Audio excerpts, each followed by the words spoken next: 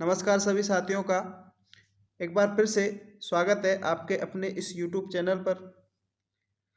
साथियों, बात करने वाले हैं आज की इस वीडियो में उन डाउटफुल प्रश्नों पर जो रीट परीक्षा में पूछे गए थे और उन पर कई साथी हैं उनका जो डाउट है वो बना हुआ था।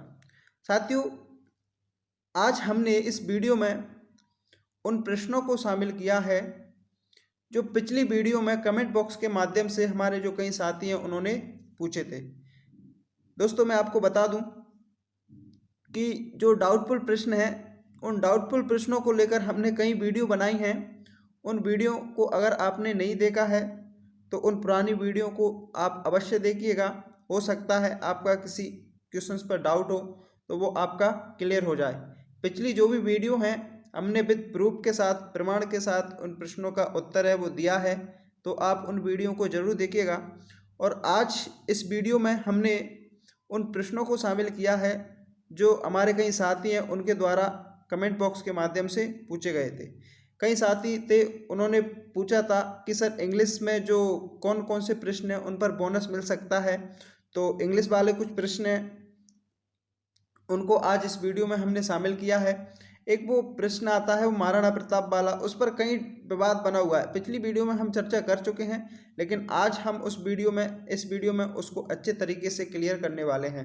तो दोस्तों, शुरू करते हैं आज की इस वीडियो को। शुरू करने से पहले मैं आपसे एक रिक्वेस्ट करना चाहूँगा कि अगर किसी भी साथी ने अभी तक हमारे चैनल को सब्सक्राइब नहीं किया है तो प्लीज़ चैनल को सब्सक्राइब करके ज़रूर रखिएगा। बेल के आइकन को भी प्रेस करके रखिएगा ताकि आने वाली हर एक वीडियो है उसका नोटिफिकेशन है वो आपके पास आ सके। साथियों, इसी प्रकार के आपके जो डाउटफुल प्रश्न हैं हमारे द्वारा विद प्रमाण सहित बताए जाते हैं, तो चैनल को सब्सक्राइब करके ज़रूर रखना। वीडियो पसंद आए तो लाइक शेयर ज़रूर करना, अपने साथियों को भी शेयर करना ताकि वो भी इस वीडियो को देख सकें। चलिए साथियों, शुरू करते हैं आज इस वीडियो को। साथियों, ये प्रश्न है, इस प्रश्न में अक्सर वो क्या है, डाउट है।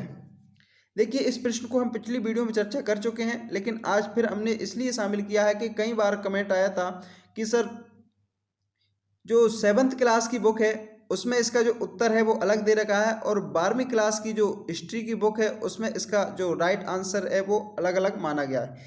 अब देखिए साथियों, प्रश्न ये उठता है कि जो प्रश्न है अगर हम 12वीं क्लास की बुक के माध्यम से देखा जाए तो इस प्रश्न का कोई भी ऑप्शन मैच नहीं करता है। और अगर हम 7वीं क्लास की बुक या फिर जो आप पढ़ते हुए हिंदी अकादमी ग्रंथ की जो बुक है उसके माध्यम से देखते हैं तो इसका जो ऑप्शन है वो मैच करता है। उस पर हम सभी प्रकार से चर्चा करने वाले हैं इस क्वेश्चन की ओर। अब देखिए, मैं आपको एक बात कहना चाहूँगा कि साथियों, RBSC जो बोर्ड है उस बोर्ड ने जब आप जो सिलेबस जारी किया था रीट का, उस सिलेबस में उन्होंने 10वीं बोर्ड को आधार माना था। किसको आधार माना था? 10वीं बोर्ड को आधार माना था। और अगर बोर्ड 10वीं तक की बुक्स को आधार मानती है इस रीट में, तो अगर हम 12वीं क्लास की जो बुक है उसमें दे रखा है उसको देखा जाए तो 12वीं क्लास को अगर बोर्ड हम 12वीं क्लास की जो बुक है उसमें दे रखा है उसके आधार पर अगर इस प्रश्न पर ऑब्जेक्शन लगाते हैं तो बोर्ड पता नहीं मानती है या नहीं मानती, लेकिन बोर्ड ने सिलेबस में लिखा था कि आपकी जो 19-20 की जो बुक हैं उन्हीं को आधार मान करके 10वीं तक की बुकों को आधार मान करके, यानी कि जो 10वीं तक की बुक है उनका सिलेबस इसमें दिया जाएगा। तो देखिए साथियों, अगर बोर्ड 10वीं तक की मानती है तो वो 7th क्लास की बुक के माध्यम से माना जा सकता है। देखिए, इसका जो उत्तर है वो देख लेते हैं हम यहाँ पर क्या माना जाएगा। प्रश्न क्या है कि निम्नलिखित में से कौन है जो हल्दी घाटी के युद्ध में महाराणा प्रताप के चंदावल दस्ते में शामिल थे। क्या पूछ रहा है? महाराणा प्रताप का जो चंदावल दस्ता है उसमें शामिल की बात कर रहा है। देखिए, इसमें हमने पिछली वीडियो में अब जब हमने चर्चा की तो एक तो होती है आपकी जो हरावल सेना और एक होती है आपकी चंदावल सेना। हरावल सेना के बारे में बात कर चुके हैं, जो कि राजा के आगे चलने वाली सेना होती है। और हरावल सेना में एक तो आता है आपका अकीम खां और दूसरा आता है जो मेवाड़ की हरावल सेना होती है उसमें कृष्णदास चुनावत। तो अगर हम 4 और 5 जो ऑप्शन है उसको हटा देते हैं तो 4 वाला ये हट जाएगा, एक ये हट जाएगा और एक 5 वाला ये भी हट जाएगा। लेकिन इसका जो राइट आंसर है, सॉरी 6 वाला हट जाएगा। अब 5 1 2 3 5 1 3 1 2 3 5 ये वाला बचता है, तो ऑप्शन नंबर डी इसका राइट आंसर था। लेकिन हम अगर बुक्स को देखें तो इस बुक्स के माध्यम से, जो ये बुक है ये 12वीं क्लास की बुक है, इसमें क्या दे रखा है कि मुगल सेना के हराबल सेना सबसे आगे वाला भाग का नेतृत्व सैयद हासिम ने किया था। हम बात करते हैं यहाँ प्रताप की सेना के 2 भाग थे। एक प्रताप की सेना के हराबल सेना में हकीम का सूरी अपने पुत्र सहित ग्वालियर का राम साहेब पुरोहित गोपीनाथ, शंकरदास चारण जैसा पुरोहित जगन्नाथ, सालुम्बर चूड़ावत, कृष्णदास सरदारगढ़, भीम सिंह देवगढ़, रावत सांगा, जयवल मेड़तिया, ये सभी इसमें माने गए। अगर हम 12वीं क्लास की बुक को आधार माने तो जो इस रीट में जो प्रश्न पूछा गया है उसमें जो 4 ऑप्शन है वो कोई सा भी ऑप्शन मैच नहीं करता। तो अगर 12वीं के बुक को आधार माना जाता है, अगर इस बुक के माध्यम से ऑब्जेक्शन लगता है तो इसका जो राइट आंसर है कोई सा भी ऑप्शन नहीं माना जाएगा, इस पर बोनस मिल सकता है। लेकिन बोर्ड 10वीं बुक के तक के आधार को मानती है, 10वीं की जो बुक है उनका आधार मानती है, तो इसका राइट आंसर ऑप्शन नंबर 4 माना जा सकता है मेरे अनुसार। बाकी बोर्ड क्या मानती है देखिए, फिर देख लीजिए एक बार, क्योंकि इस पर ज़्यादा कमेंट आए थे इसलिए मैंने इस प्रश्न को शामिल किया है। तो एक और जो प्रमाण है वो मैं आपके सामने लेकर के आया हूँ कि इन्होंने पूछा है कि जो प्रताप के चंदावल दस्ते में पुरोहित गोपीनाथ, जयमल मेहता, चारण जैसा और राणा पूंजा, अब ये चारों ऑप्शन हैं वो आपकी इस एग्जाम का जो ऑप्शन है उनमें दे रखा है। एक पुरोहित गोपीनाथ है, एक जयमल मेहता है, एक चारण जैसा है और एक राणा पूंजा है। तो उस बुक के माध्यम से 7th क्लास की बुक या फिर हिंदी अकादमिक जो ग्रंथ है उस बुक के माध्यम से देखा जाता है, तो इसका right answer option number D माना जाएगा। लेकिन 12वीं क्लास की बुक के माध्यम से देखा जाता है तो इस पर बोनस मिल सकता है, लेकिन बोर्ड 12वीं क्लास की बुक को आधार मानती है तो इसमें बोनस मिलेगा, वरना मेरे हिसाब से तो इसका राइट आंसर डी माना जा सकता है। बाकी बोर्ड के ऊपर निर्भर करता है क्या मानती है, आपने कौन सा किया है ये कोई डिटर्मिन नहीं करता। आप आंसर की आएगी जो बोर्ड मानेगी वो राइट आंसर हो सकता है, लेकिन आप ऑब्जेक्शन लगा सकते हैं, 12वीं क्लास का ऑब्जेक्शन लगा सकते हैं। ऑब्जेक्शन लगाने में क्या जा रहा है, बल्कि बोर्ड पर निर्भर है कि क्या मानती है। नेक्स्ट प्रश्न की ओर बढ़ते हैं साथियों। अगला प्रश्न है, देखिए इंग्लिश जो लैंग्वेज है 2nd लेवल में, उस पर भी काफ़ी कमेंट आए थे तो इंग्लिश के प्रश्नों को भी शामिल किया है। प्रश्न आता है कि very is the correct transposition of, अब ये क्या पूछ रहा है, देखिए ये प्रश्न अगर आपका किसी का सही हुआ है तो भी कोई बात नहीं है और सही नहीं हुआ है तो भी कोई बात नहीं है, क्योंकि ये प्रश्न आपको बोनस दिला सकता है। देखिए पूछ क्या रहा है कि जो बेरी का जो अर्थ है वो पूछ रहा है, लेकिन अगर हम देखा जाए एक की जो इसका जो ऑप्शन है उसमें 2 ऑप्शन दे रखे हैं, एक तो आपका जो BURY वाला और एक आपका BERRY वाला। अब देखिए अगर इसका प्रोनाउंसिएशन करते हैं तो बरी माना जाता है, लेकिन आप डिक्शनरी में देखोगे तो इनका जो BURY का भी वेरी अर्थ निकलता है और BERRY वाला का भी दोनों का सेम अर्थ निकलता है। तो मेरे हिसाब से इसका जो राइट आंसर सी और बी दोनों माने जा सकते हैं, लेकिन बोर्ड इस पर बोनस भी दे सकता है। बाकी ये बोर्ड पर निर्भर है कि इसका जो राइट आंसर है वो क्या माना सकता। देखिए अगर इनके अर्थों की बात करें तो जो BURY होता है वरी, इसका जो अर्थ होता है वो होता है दफन करना। क्या होता है, दफन करना होता है, जबकि इस वरी का अर्थ होता है वो होता है फल से लिया जाता है, जो कि आप जो बेर खाते हैं ना उससे लिया जाता है। तो बोर्ड इस पर बोनस आपको दे सकती है, या फिर ये प्रश्न डिलीट हो सकता है, या फिर इसके 2 आंसर माने जा सकते हैं। नेक्स्ट प्रश्न की ओर बढ़ते हैं।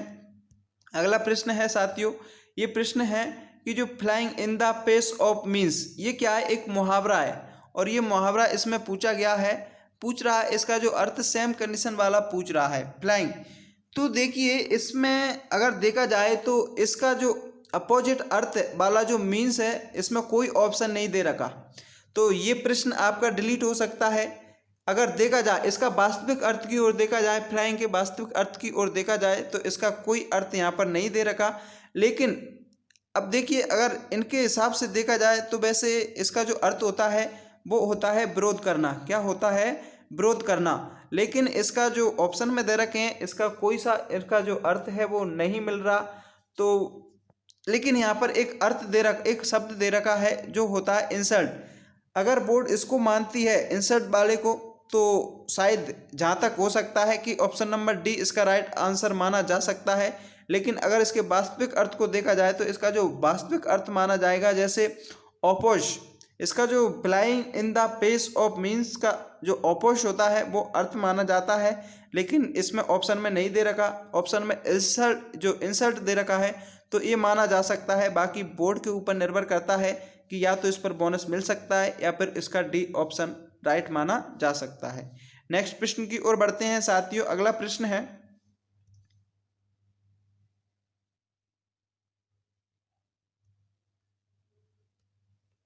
अगला प्रश्न आता है आपका, तो देखिए इस प्रश्न पर हम चर्चा कर चुके हैं। एक प्रश्न आपका यहाँ पर आता है ये वाला, एग्जिट इन द ट्रांसक्रिप्टेड एश। अब देखिए जो आपका जो फोनेटिक की जो ट्रांसपेक्शन होता है, उस फोनेटिक ट्रांसपेक्शन के अंतर्गत आपका जो न्यू सिलेबस जारी किया था उसके अंतर्गत आपका जो सिलेबस था उसमें से इसको हटा दिया गया था। लेकिन ये आउट ऑफ सिलेबस माना जाता है क्योंकि आपने जो सिलेबस से जारी किया था नया वाला उसमें उसको हटा दिया गया था। लेकिन कोई ना, इसमें जो प्रश्न पूछा है तो जो इसका जो राइट आंसर है किससे लिया जा सकता है, देखिए इससे तो लिया नहीं जा सकता, ये भी नहीं होगा, ये भी नहीं होगा। ऑप्शन नंबर डी इसका जो राइट आंसर है वो लिया जा सकता है। लेकिन अगर आप आउट ऑफ सिलेबस के हिसाब से देखते हैं तो इस पर आपको बोनस मिल सकता है क्योंकि ये नया सिलेबस जारी हुआ था उसमें इसको हटा दिया गया था। किसको हटा दिया गया था? आपके जो फोनेटिक्स जो ट्रांसपेक्शन होते हैं ना उनको हटा दिया गया था। नेक्स्ट प्रश्न की ओर बढ़ते हैं साथियों। अगला प्रश्न आता है, देखिए ये प्रश्न है कि साउंड एफ बी थीटा और R E T C R. अब देखिए इसमें जो ये भी प्रश्न है थोड़ा गड़बड़ है कि अगर ये शुरू के 3 वाले दे रखे होते तो ये जो प्रश्न है वो सही माना जा सकता था। लेकिन यहाँ पर जो आर है ये अनावश्यक रूप से लिया गया है। अगर आर नहीं होता तो इसका जो राइट आंसर है वो सी माना जा सकता था। लेकिन आर दे रखा है तो ये प्रश्न भी डिलीट होने की पूरी संभावना है, क्योंकि डिलीट हो सकता है क्योंकि इसके माध्यम से इसका जो राइट आंसर है वो हम निकाल नहीं सकते। अगर ये प्रश्न अगर यहाँ पर आर नहीं होता प्रश्न के अंतर्गत तो इन चारों ऑप्शन में से ऑप्शन नंबर सी इसका राइट आंसर हम कर सकते थे। लेकिन आर की वजह से ये जो प्रश्न है ये डिलीट हो सकता है। और अगर इस पर आपत्ति लगाई जा सकती है तो लगा सकते हो, इस पर आपको 1 नंबर बोनस मिल सकता है। तो साथियों ये तो थे आज के इस वीडियो के प्रश्न जो कि हमारे कई साथियों द्वारा पूछे गए थे। दोस्तों आप कमेंट बॉक्स में लिख करके ज़रूर बताइएगा कि आपका जो प्रश्न डाउट में जा रहा हो, अगर आपको किसी क्वेश्चन पर डाउट है तो आप बिल्कुल कमेंट बॉक्स में लिख करके ज़रूर डाल दीजिएगा। हमारे द्वारा उस प्रश्न का उत्तर है वो ज़रूर बताया जाएगा। लेट हो सकते हैं क्योंकि साथियों टाइम का थोड़ा अभाव रहता है, उन प्रश्नों को थोड़ा देखना भी पड़ता है, उसके बाद आपके सामने लेकर के आते हैं। दोस्तों पिछली वीडियो के जो कमेंटों के माध्यम से हमने जो प्रश्न लिए थे उसमें काफ़ी प्रश्न भी रह चुके हैं, उन प्रश्नों को भी हम अगली वीडियो में शामिल कर लेंगे। तो आप अपने जो भी और भी प्रश्न है जिन पर डाउट है वो आप कमेंट बॉक्स के माध्यम से बता सकते हो। वीडियो कैसी लगे, वीडियो पसंद आई तो लाइक ज़रूर करना, अपने साथियों को भी शेयर करना, और चैनल पर नए हैं तो साथियों चैनल को सब्सक्राइब ज़रूर कर लेना। इसी प्रकार की वीडियो हमारे द्वारा आपके सामने लेकर के आते हैं। तो मिलते हैं नेक्स्ट वीडियो में, तब तक के लिए जय हिंद, जय Bharat, bye bye, take care, जय हिंद।